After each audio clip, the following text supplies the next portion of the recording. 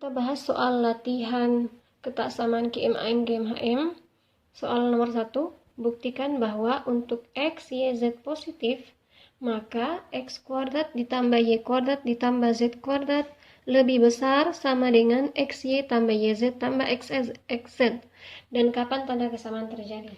Nah, pertama, kita ingat terlebih dahulu bentuk AMGM di contoh soal sebelumnya. Dari konsep AMGM, misalkan saya punya dua data, yaitu X dengan Y, maka kalau misalkan datanya, misalkan datanya adalah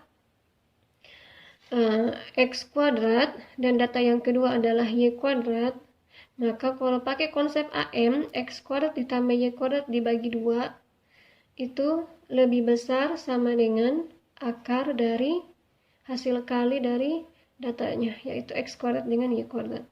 Jadi sini pilih X1 sama dengan X kuadrat dan X2 nya sama dengan Y kuadrat. Berdasarkan konsep AMGM, maka X1 tambah X2 dibagi 2 lebih besar sama dengan akar dari X1 kali X2. Kenapa dibagi 2? Karena cuma ada dua bilangan. Di sini juga akarnya akar pangkat 2 karena cuma ada dua bilangan.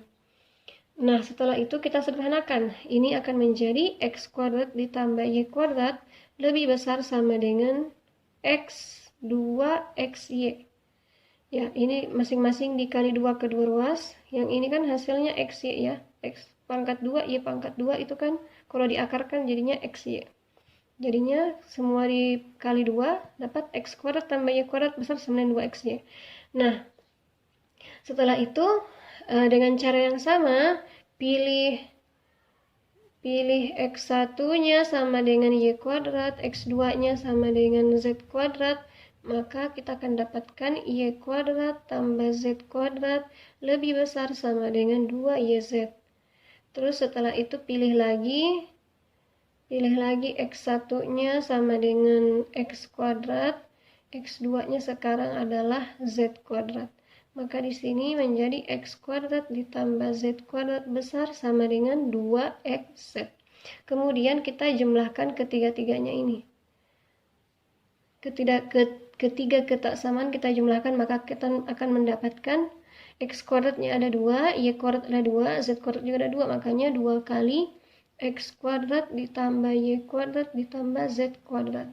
Lebih besar sama dengan, ini juga semuanya ada 2, 2 kali XY tambah YZ tambah XZ. Makanya kedua ruas bisa kita bagi 2. Ini bisa dibagi 2, maka tersisa X kuadrat ditambah Y kuadrat ditambah Z kuadrat lebih besar sama dengan XY tambah YZ tambah XZ. Maka terbukti untuk soal yang pertama. Yang kedua ditanyakan, kapan tanda kesamaan terjadi? Tanda kesamaan terjadi pada saat suku-sukunya X1 sama X2 nya itu sama. Jadi di sini kan X1 nya sama dengan X kuadrat, ini Y kuadrat.